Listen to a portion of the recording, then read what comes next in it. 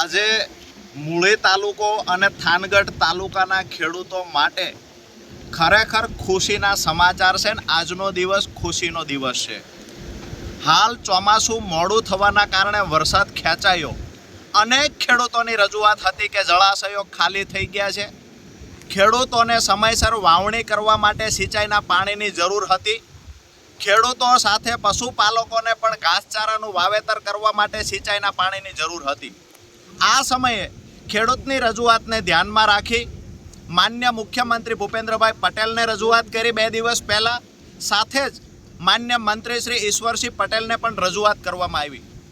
આજે હું ખેડૂતો વતી મુખ્યમંત્રી અને માન્ય મંત્રી ઈશ્વરસિંહ પટેલનો આભાર વ્યક્ત કરીશ કે અમારા મૂળી અને થાનગઢ તાલુકાના ખેડૂતોને સમયસર વાવણી થઈ શકે, પશુપાલકો ઘાસચારો વાવી શકે એના માટેથી લિંક 3 સૌની યોજનાની લાઇનમાં આજે પાણી છોડવામાં આવ્યું છે.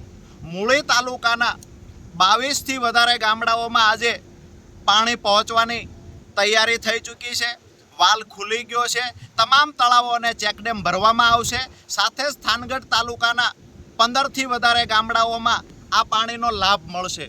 એટલે કે અમારા વિસ્તારમાં હજારો હેક્ટર જમીનમાં સમયસર વાવણી થઈ શકશે. પશુપાલકો સમયસર પોતાના ઘાસચારો વાવીને પશુપાલકોનું ગુજરાન ચલાવી શકશે.